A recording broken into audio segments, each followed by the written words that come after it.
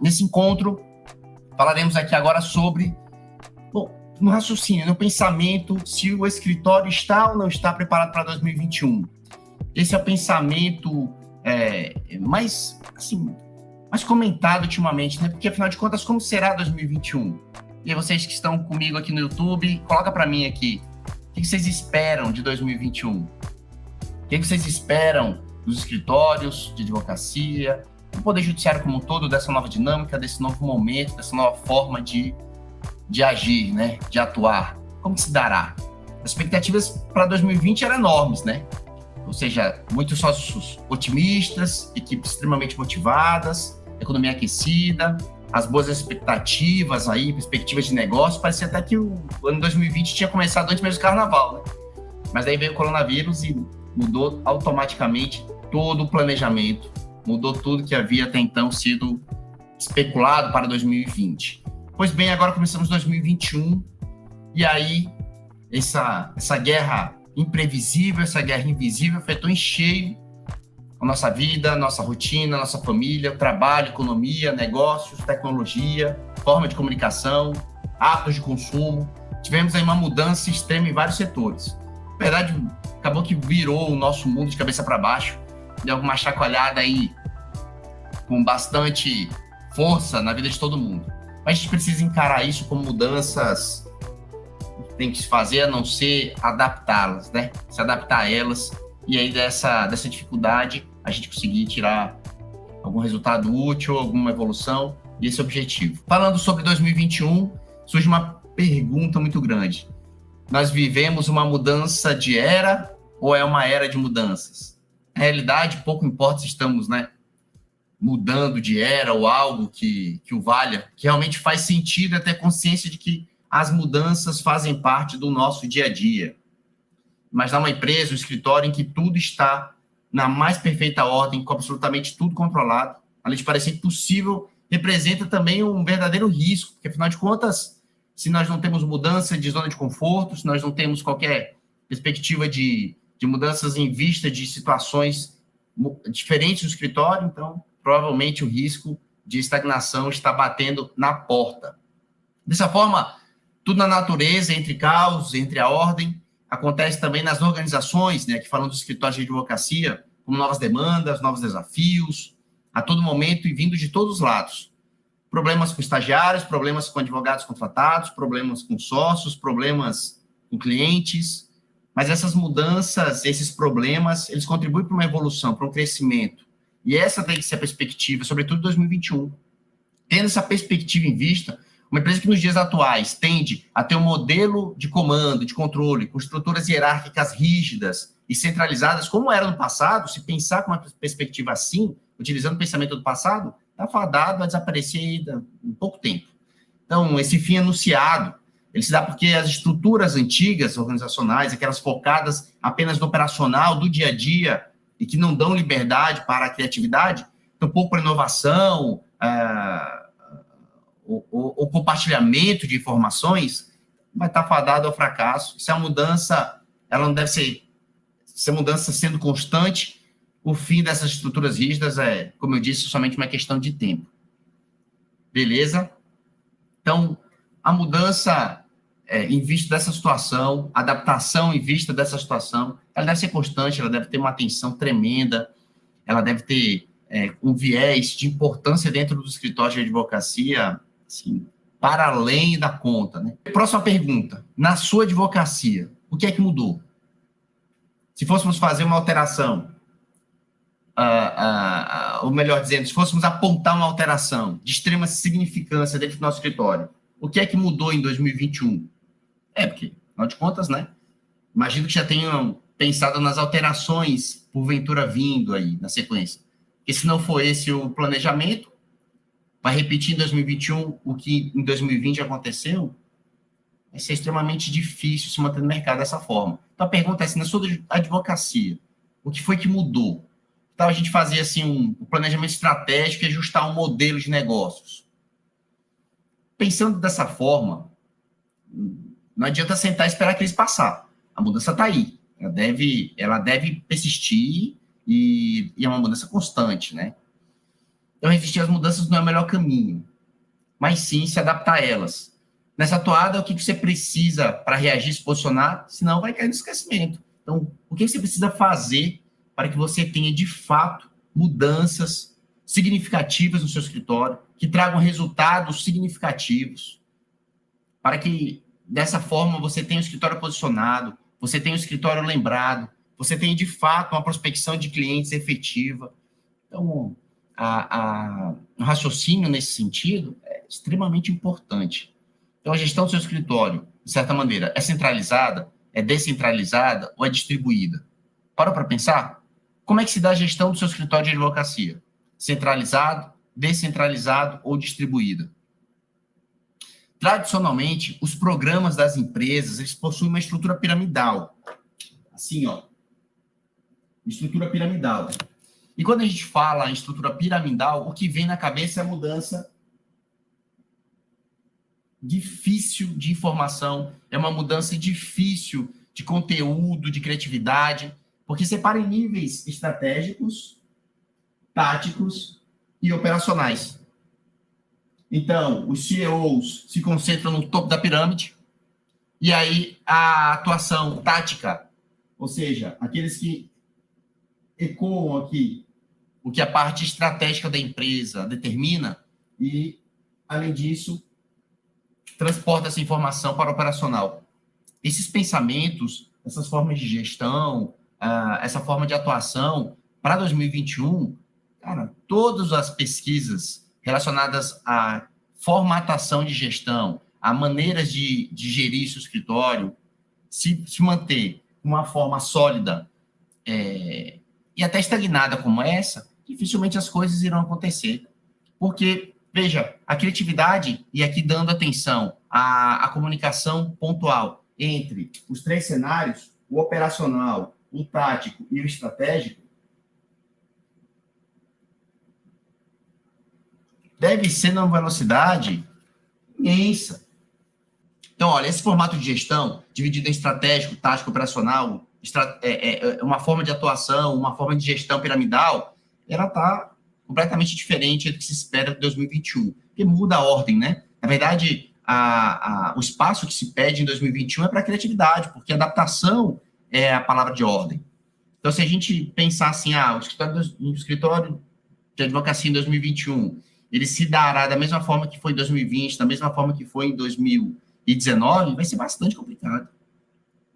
Porque em situações assim, frente a dificuldades, a mudança necessita de criatividade para se adaptar, de fato, a essas mudanças postas. Então, nós temos que pensar numa forma de gerir diferente, porque, afinal de contas, o momento exige uma situação diferente, entenderam? Então, esse é o contexto. Basicamente, o raciocínio pontual é como se dará o plano estratégico do escritório em 2021. É importante notar que, para haver mudança, é necessário subir uma escada hierárquica para poder obter uma aprovação da autogestão. Então, por isso que tem problemas quando a gente pensa em gerir o escritório de forma piramidal. Porque, se por um lado, a forma de desenhar a organização, ela mantém um organograma mais claro, mais transparente para todos, ele, de certa maneira, impede a comunicação do alto escalão com a parte operacional, por exemplo. Então, Ângelo, como é que seria uma organização de gestão de escritórios voltado, melhor dizendo, para a diversificação e o aumento da criatividade para a solução de problemas que estamos enfrentando em 2021 num mundo que será, se Deus quiser, pós-pandemia, mas por enquanto ainda não é pós-pandemia. Estamos no centro dela e aí a gente vê, por exemplo, os estados colapsando. Então, o que nós podemos fazer para melhorar a comunicação no nosso escritório e, dessa forma, alterando a maneira de gerir o escritório, nós tenhamos aqui bons resultados. Então, só uma comparação aqui, olha só. Cenário piramidal, divisão de gestão. Nós temos a alta gestão, que é a parte estratégica, elas definem como é que serão os passos dados na sequência. Depois disso, nós temos o tático. Se fôssemos escrever aqui os cargos, teríamos assim, mais ou menos, ó. Estratégico, CEO, tático, os núcleos, os heads. Escritório de advocacia, me dá um exemplo. Head de direito do consumidor, head de direito do trabalho, head de direito penal. Head, em outras palavras, é como se fosse um coordenador ou um diretor, vai depender muito de como se dá o organograma dentro do seu escritório. Mas, em outras palavras, independente, melhor dizendo disso, a função do head seria exatamente essa, organizar ali um núcleo específico. E o operacional, a gente poderia colocar aqui, por exemplo, os advogados seletistas, os advogados associados, por exemplo, os estagiários e os terceirizados, né? Falando que terceirizados office boy, a secretária, limpeza. Então, essa aqui é a estrutura como funcionou em 2021. Ou, desculpa, como funcionou em 2020, mas precisa ser alterado em 2021. Alterado para qual sentido, Ângelo? Uma gestão circular, onde o cliente é o centro. E aí, quando a gente fala do cliente sendo o centro, a gente está falando sobre as necessidades do cliente, né? E ao redor do cliente, nós temos, então, toda uma estrutura pronta para atender. Como assim? Nós temos a parte de atendimento, nós temos a parte de produção intelectual, nós temos a parte de estrutura de feedback, nós temos o sucesso do cliente, por exemplo, e depende, né? Eu estou aqui dando alguns exemplos porque vai depender muito de como que se dá a estrutura do escritório. Se porventura for um escritório de advocacia que é especialista em apenas uma área, em apenas um ramo específico do direito, então, de fato, vai ter uma estrutura consubstanciada em em poucos diretrizes de separação. Agora, se porventura o teu escritório tiver vários ramos do direito, atender ali clientes de várias estruturas, aí, com certeza, a quantidade de subdivisões vai ser imensa. Vamos continuar. Então, olha só, numa estrutura circular onde a gente tem o cliente como centro das atenções de todas as áreas do escritório, a gente privilegia a cocriação. E aqui a gente está trazendo, de fato, a criatividade, né? Porque daí melhora a comunicação, responsabilização, empoderamento das equipes. A gente distribui dessa forma a gestão da empresa, de certa maneira, para todos ali os membros que estão compondo a estrutura do escritório. E isso é de extrema importância, sobretudo na situação atual, como a gente conversou no início. Então, assim, olha só, tem um cientista norte-americano que é o Paul Baran, se me falha a memória. Aqui, ó. Paul Baran. O que ele traz de conceito em relação a arquiteturas de rede de gestão de escritórios, quer dizer, de organizações, né? Mas aqui a gente está aplicando para o escritório de advocacia.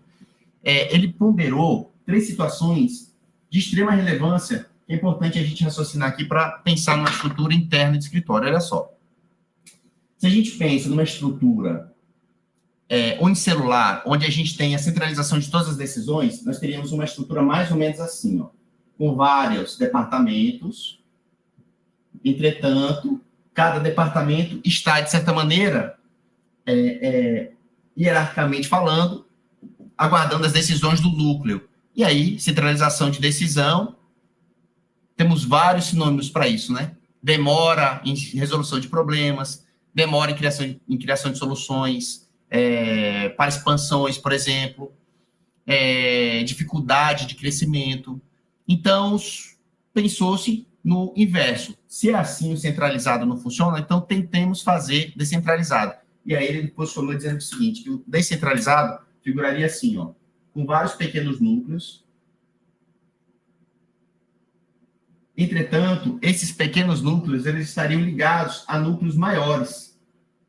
E, de certa maneira, a equipe ela não estaria se comunicando. Ou seja, percebo que nesse pequeno subnúcleo, ele não tem qualquer contato com esse outro, que seria, por exemplo, a título de uma situação congênere, aqui nós teríamos o sucesso do cliente, o departamento que trata sobre esse assunto, e aqui nesse outro núcleo nós teríamos o decisório relacionado ao ramo específico, então, de repente, produção intelectual de direito do trabalho. Então, percebam que os responsáveis de propriedade intelectual ou produção intelectual não teria qualquer comunicação com o responsável pelo sucesso do cliente. E isso dificulta, de sobremaneira, a evolução e a criação de situações para atender o cliente em sua completude. Porque no nosso organograma circular, o cliente sendo o centro das atenções, ele merece ter ali o conjunto de participação de todas as pessoas de vários subnúcleos. Então, para solucionar isso, pensou-se numa organização distributiva. Esse é o nome. Um diagrama onde você faz com que todos os núcleos se comuniquem e, dessa forma, tenha-se uma rede de informação. E aí, segundo esse cientista, a montagem dele seria dessa forma, olha. Útil, eficaz e com eficiência, né? Afinal de contas, palavras iguais, mas com significados diferentes, possui maior força dentro do escritório de advocacia. Parou para pensar nisso? Isso é completamente diferente do que habitualmente se vê. Porque a forma de raciocinar, como a gente está colocando aqui no quadro, você que está no YouTube está nos acompanhando, essa forma de estruturar o escritório é diferente do habitual, assim, nossa, de uma distância imensa. E o resultado que se obtém com uma forma distributiva de divisões de tarefas acelera muito a produção do que se é contratado, ou seja, o tempo de demanda, seja ele de produção ou até mesmo de tramitação, cai por terra, né? Ou seja, acelera-se ali consubstancialmente isso. E lembrando que o prestador de serviço, e aqui incluindo não só o advogado, mas como todos os profissionais prestadores de serviço, a intenção sempre é de fazer com que o serviço seja prestado no menor tempo possível para que abra espaço para um novo serviço. Porque, veja bem, diferentemente de quem comercializa produtos tangíveis, né, produtos que podem ser tocados, pouco trabalho vai ter aquele que vende 1 ou vende 10, por exemplo, a pagadores desse. Vai depender muito do cliente que quer consumir 1 ou 10, mas assim, o trabalho, o traquejo para vender 1 ou 10, 100, 1000, basicamente vai ser vai ser, na verdade, uma relação entre fornecedor e consumidor. Agora, o profissional, o prestador de serviço, o mesmo consumidor, ele pode encomendar 10 serviços. E esses serviços não serão entregues todos juntos, tal como os 10 apagadores, vocês estão entendendo? Então, veja que o prestador de serviço, ele tem que ter em sua mente um projeto, um processo, um planejamento, para que essa prestação de serviço se dê no menor tempo possível. E aqui, falando de prestação de serviço advocatício, a gente quer, obviamente, que os nossos processos tramitem o mais rápido possível.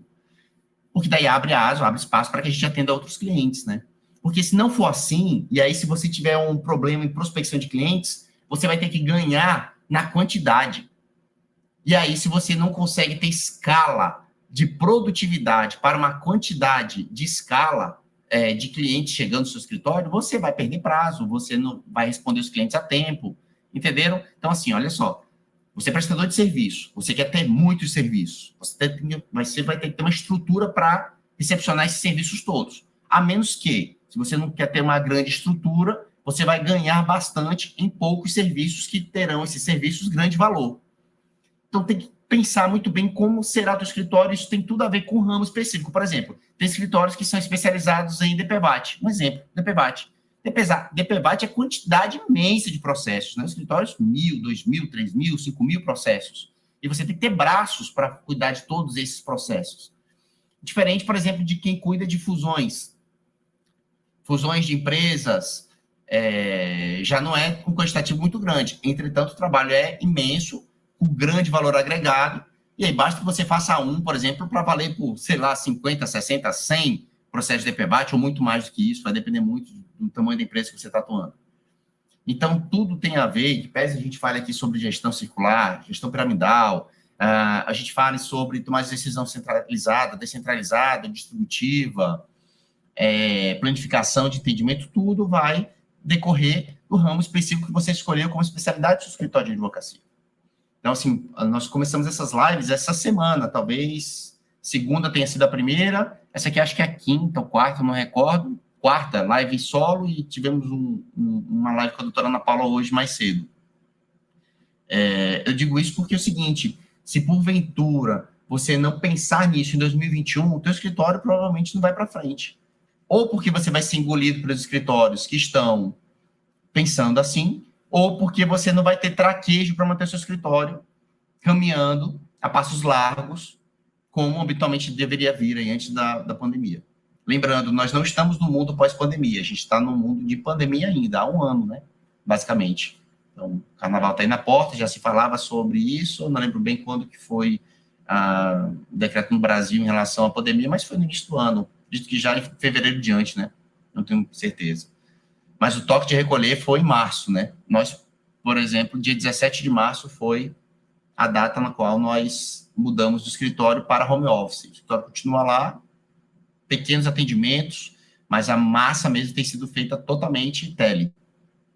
E temos crescido muito bem, obrigado, graças a Deus, mas por mudança nesse sentido. Então, por isso a intenção de vir e dividir, de como a gente pensa isso, de como a gente faz isso, né? Engraçado que a gente vê algumas pessoas compartilhando muita coisa no Instagram, assim, e você vai ver, às vezes, o cara não tem nem escritório, tipo, nunca nem teve. Ele tá dividindo meio que replicando o que vê dos outros, né? E aí essa é uma grande preocupação que a gente tem em, na verdade, fazer o que a gente faz no nosso escritório e dividir para os colegas aí, porque afinal de contas a gente quer os parceiros tão bem quanto a gente ou mais, porque daí não vai ter ninguém remando contra a maré, né? Isso é o que a gente tem no nosso escritório. Quando a gente senta numa mesa de audiência, a gente quer que o advogado que esteja ali do outro lado da mesa de audiência, ele seja tão bem preparado quanto a gente ou até mais. E daí o processo flui. Até porque a gente não pega o cliente lá atrás somente por pegar, né? Nós somos os primeiros juízes do processo. Então, se a gente não acredita na demanda, não interessa o valor dos honorários, a gente não pega. E aí, quando a gente pega um processo no qual a gente acredita, a gente quer que a outra parte também pense assim, também reflita se aquela demanda tem ou não tem sentido, se preocupe com isso, e daí a gente resolve não só a lide em si, mas também o problema social entre as partes, né? Quantas vezes a gente já saiu de uma audiência onde as partes brigavam ali até o dia da audiência, e depois que foi tudo resolvido, saíram deles falando, voltaram uma amizade, enfim, apenas uma emoção que perdeu ali a diretriz e acabou gerando problemas. Os advogados foram lá sem emoção, mas com racional em voga e resolveu tudo, voltou o diálogo, e isso é uma preocupação importante a ter, tá bom? Então, olha só, esses diagramas que eu coloquei aqui no quadro, eles são praticamente autoexplicativos, né? A gente vê como foram desenhados, como o cientista colocou isso, e fica muito claro, então, que a intenção de termos uma estrutura decisória distributiva, dentro de uma organização circular, tendo o cliente como o principal, tendo a principal atenção voltada para o cliente, faz com que as coisas fluam de uma maneira muito mais célere, faz com que, por exemplo, o cliente não fique somente ligado ao advogado. Já deve ter acontecido isso no escritório de vocês, que é o seguinte, o cliente vai no teu escritório, e aí, em que pese você tenha outros advogados lá trabalhando com você, ele só quer ser atendido por você. E às vezes é uma besteira, é uma coisa assim que ele quer tirar uma dúvida muito simples. E aí ele marca o horário na sua agenda, e aí você vai lá para tirar uma dúvida. Assim, muito simples que um outro profissional, às vezes até o próprio estagiário, poderia solucionar a dúvida daquele cliente. Mas como você tem uma estrutura piramidal dentro do escritório, o cliente gruda em você. E aí, isso é bom, isso é ruim? Depende muito. Se você joga num time, é importante que todo mundo torça pelo time, não por um jogador, né? Imagina como se fosse um time de futebol. Você quer o quê? Que o torcedor torça somente por um jogador, somente pelo Neymar, um exemplo, ou ele torça pela seleção brasileira como um todo? Entenderam? Então, qual é o teu raciocínio? Como é que você se preocupa com isso? Então, isso é importante pensar. A gente que pensa como um time, quer que o cliente contrate o escritório e não o profissional em si, porque os advogados estão ali dando as mãos juntos, querendo o crescimento do escritório como um todo. Então, como é que se dá a tua preocupação? Então, está tudo ligado à forma como você encontra a gestão do escritório e como é o processo decisivo.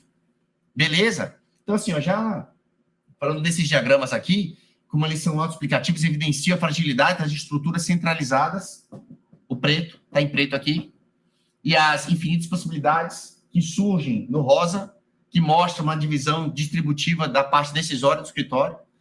Então, assim, a imagem de diagrama central, que em que pese não seja centralizado, traz o nome de descentralizado, mas ainda mostra fragilidades aqui nos heads, né? Essa imagem central, a que está em verde, ela pode dar uma falsa percepção de relação de organização do tipo descentralizado. E no primeiro olhar, né, pode parecer até um pouco mais dinâmica, vista de maneira circular, mas o índice de distribuição de demandas assim é 0,1%. Ou seja, a distribuição é, de certa maneira, hierarquizada, não tem nada de termos dentro de uma estrutura, mesmo que circular, nós temos aqui pontos que não se comunicam. Então, pontos estruturais do seu escritório não vão ter a comunicação devida, vão sempre se voltar ao gestor principal daquele núcleo, ou seja, vou voltar sempre ao head, sei lá, do núcleo de direito previdenciário, para tomar uma decisão, e o outro head lá do sucesso do cliente, por exemplo, nunca vai participar dessa decisão. Vai depender que o head do sucesso do cliente converse com o head do núcleo de direito previdenciário para então encontrar. Olha só que confusão. É um vai, desce, um vai, sobe, desce, e ninguém se comunica. Então, por isso, a estrutura distributiva tendo como a circular do cliente a estrutura mais adequada para o escritório de advocacia num momento como esse. Então, olha só, uma vez que constante da nossa equação é a mudança, as organizações hierarquizadas não conseguem gerar a inovação que a estrutura pede, né? Ou seja, que a situação, o contexto atual pede, o seu escritório vai estar voltado para o comando de controle. Então, está na hora de tomar algumas providências e mudar a estrutura organizacional do seu escritório para ao circular de maneira distributiva. Então, o seu escritório precisa começar a pensar em construir um modelo circular e descentralizado de gestão, ou seja, de maneira distributiva. E permite, assim, a criatividade, permite, assim, a inovação, isso faz parte do seu dia a dia, isso faz com que o seu cliente se sinta abraçado pelo escritório como um todo, e não, como eu disse, fique somente ligado ali em você, pensando em você todo o tempo, sem confiar nos outros advogados. Mas não fica preocupado, porque tem passos para isso. Eu vou te ajudar aqui hoje, te dar algumas dicas de como que você pode mudar a estrutura organizacional do seu escritório. Beleza? A gente está falando aqui de invenção, não, mas de modelos de gestão que estão intrinsecamente alinhados com a atual situação, com o atual contexto. Então, a gente quer te ajudar a começar esse processo de transformação no seu escritório, e aqui falando de gestão, tá bom? Não é vendendo nada, não. Aqui é somente contribuindo. Se quiser mudar, segue a estrutura e vai. Se não quiser, fica como está. O escritório é seu, quem manda é você, não é mesmo? Eu estou aqui somente contribuindo com o que eu posso, tá bom? Então, vamos lá. Passos para uma mudança no planejamento, para uma constituição de planejamento estratégico, mudança da atual gestão. Primeiro passo para uma mudança real do seu escritório, sabe o que é? É querer fazer a base bem feita. Sabe qual que é a base? Você pensar em missão, visão, de maneira como você nunca pensou antes. De maneira detalhada. De maneira focada. De maneira ampla. Desmistificar, querer copiar do coleguinha, querer copiar a missão do escritório grande, querer parar de querer copiar a visão do escritório que já está há muito tempo no mercado, parar de copiar valores, pense nos seus valores, quais são os seus valores, quais são os valores do seu escritório, tem valores? Acredito que sim, claro, né? Mas quais são? Já pensou? Já analisou? E a visão? E a missão? Eu estou falando pensando que você já sabe o que é missão, visão e valores, né?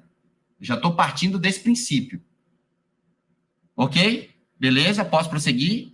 Se você não sabe o que é missão, visão e valores, eu acho bom, depois de terminar a live, dar um pulinho no Google, dar um minutinho de Google ali e procurar saber. Isso aqui é base, galera. Missão, visão e valores. Isso aqui é base. E é muito antigo. Com certeza você já ouviu isso. Com certeza. Então, o primeiro passo para você implementar um plano de gestão eficaz do seu escritório é pensar qual é a missão de vocês existirem, qual é a missão do seu escritório, ele existe para quê? Para que ele está ali?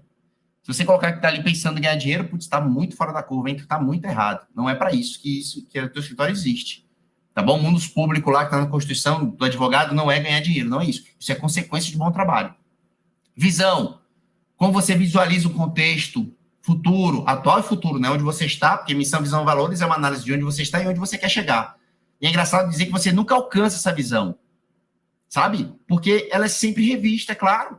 Também você não vai fazer missão, visão e valores e vai deixar lá a de perpétuo, né? Não.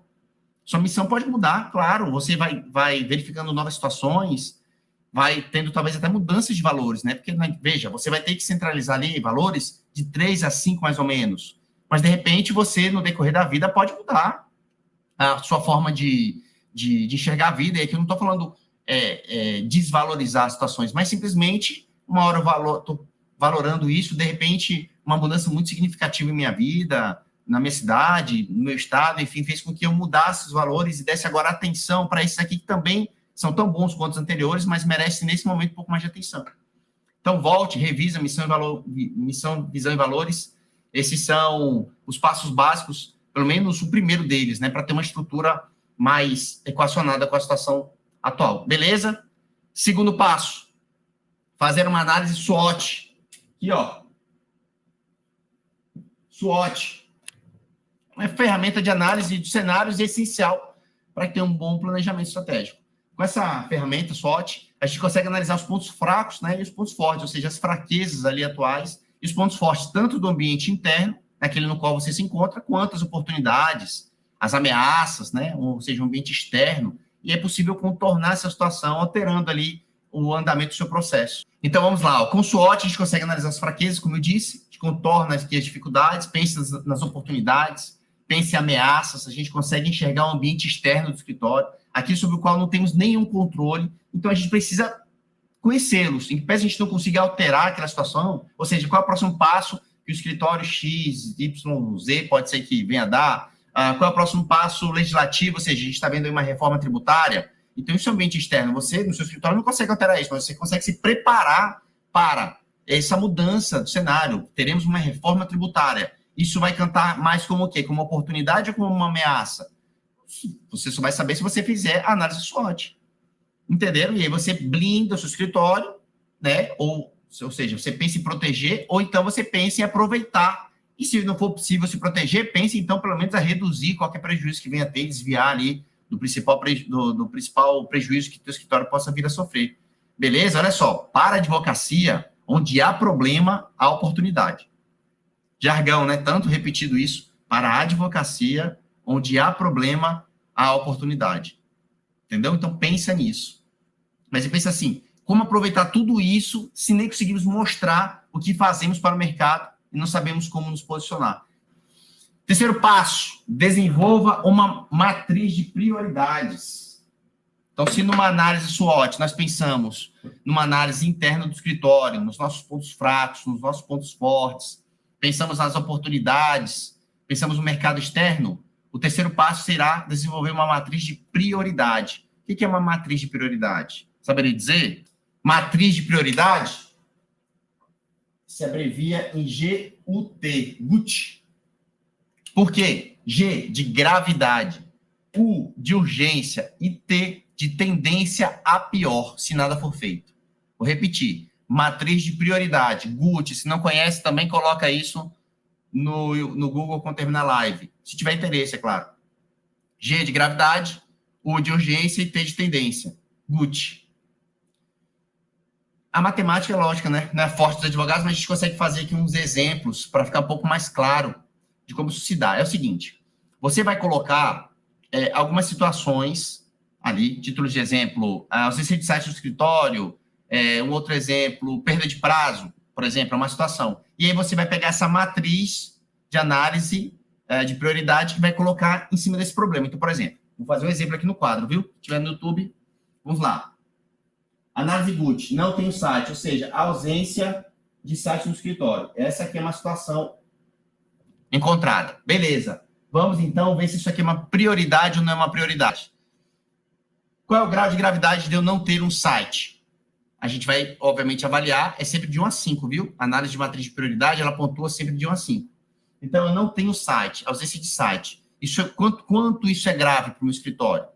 Bom, não ter site é não aparecer para o mundo, né? Então, é muito grave. Então, a gente vai lá e pontua, olha, não ter um site, a gravidade é 5. Beleza. Logo, se a gravidade é 5, isso é uma medida urgente ou não é urgente? Urgente, urgentíssima, né? Então, a urgência também é 5. Tende a ficar pior? Olha, você que não tem um site, você vem vivendo um contexto. E esse contexto, ele é zona de conforto, ele é parado, estagnado, você não cresce. Você, pelo contrário, vai só diminuindo. Então, a tendência é piorar. Mas, assim, a tendência não é abrupta, não. Ela vai levando um tempo. Então, se a gente fosse avaliar aqui de 1 a 5, talvez a tendência pior, se nada for feito, é 3. Seria o meio termo. Meio de ímpar, né? Número ímpar é 5. Então, meio termo poderia ser 2,5, mas como a gente arredonda para cima. Então, 3. Beleza, então nós temos aqui 5, 5, 3. E a gente multiplica, né? 5 vezes 5 vezes 3, a gente tem aqui o número 75. Beleza. Vamos agora identificar outro problema. Eu falei perda de prazo, né? Então, vamos colocar aqui. Perdeu prazo. Perdeu prazo. Perda de prazo em relação à gravidade. É muito grave? Puxa, quem é advogado sabe, hein? Isso aqui dá um problema. Quem já perdeu prazo, eu não vivenciei isso, graças a Deus, nem pretendo vivenciar, mas eu sei que isso aqui é gravíssimo. Urgência para reparar isso aqui ou para evitar que isso aqui aconteça? 5, com toda certeza. E a tendência é piorar. Uai, se você perder um prazo hoje, pode perder outro amanhã, e 10 amanhã, ou 15 depois de amanhã. Então, assim, a tendência a piorar é imensa. Então, é 5. Então, na nossa multiplicação, nós encontramos aqui o valor de 125. Logo, na hora que eu vou equacionar onde eu tenho que dirigir a minha atenção, a atenção de prioridade é para resolver essa perda de prazo.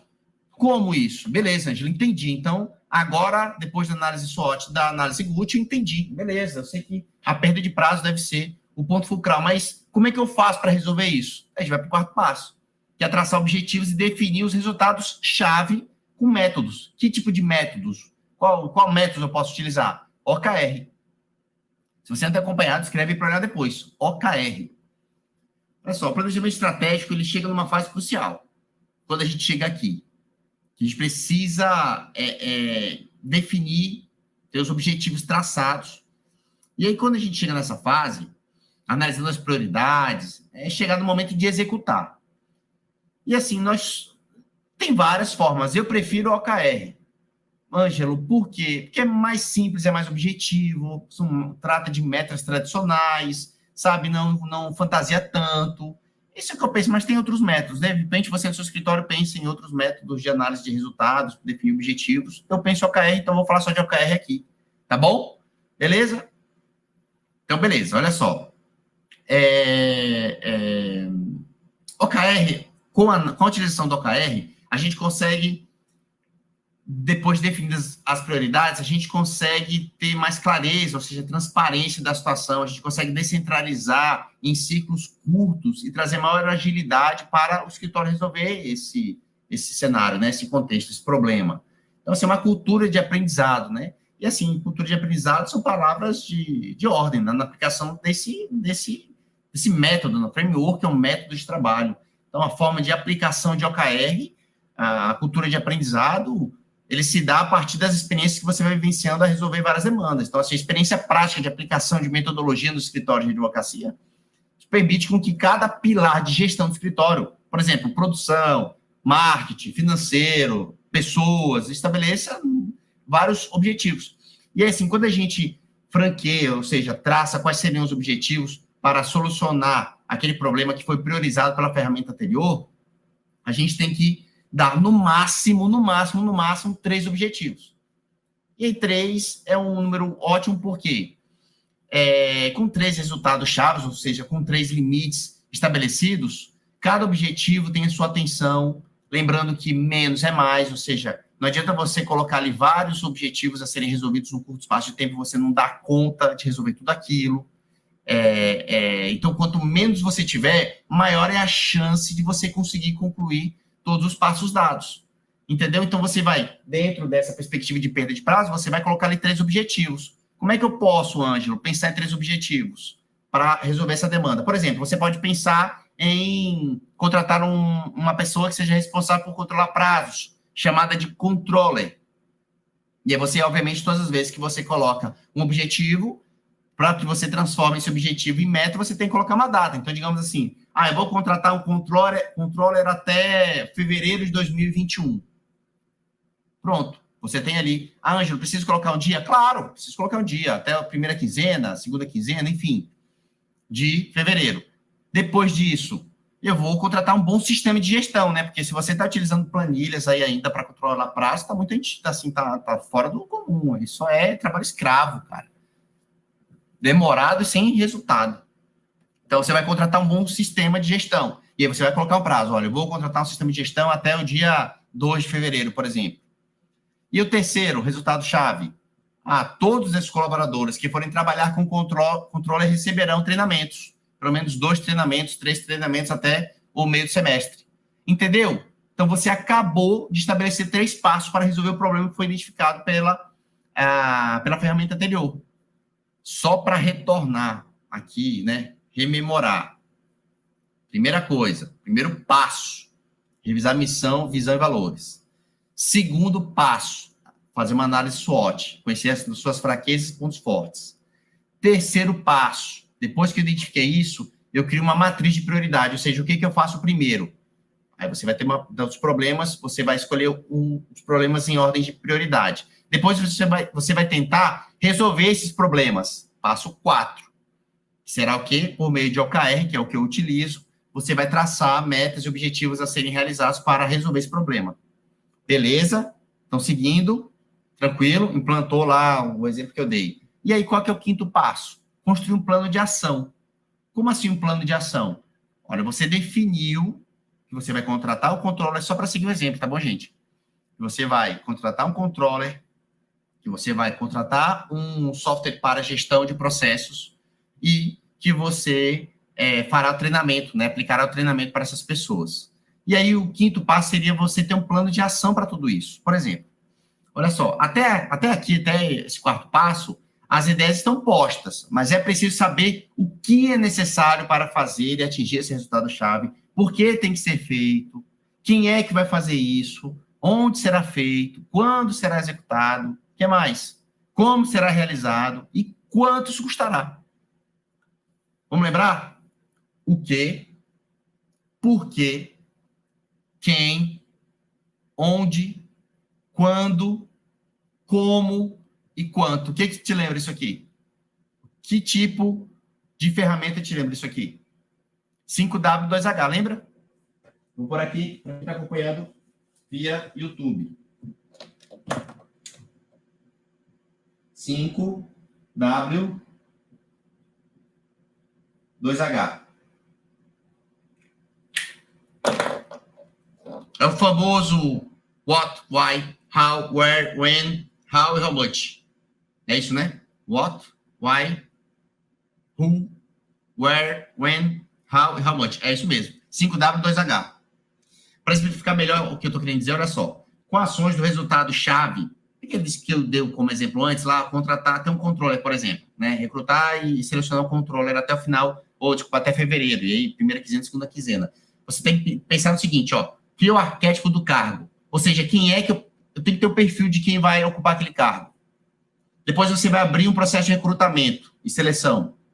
Depois você vai fazer um onboarding, né? Integrar esse colaborador à tua equipe. O que é onboarding, Ângelo? É quando você recepciona e apresenta ali o teu escritório para aquela pessoa que está entrando. Ou seja, você é como se tivesse assim, olha, o meu escritório está navegando, vem cá que eu vou te ensinar a navegar também. Então, vai trazer todo o espírito do escritório e vai apresentar essa pessoa que está entrando na sua equipe, no seu time.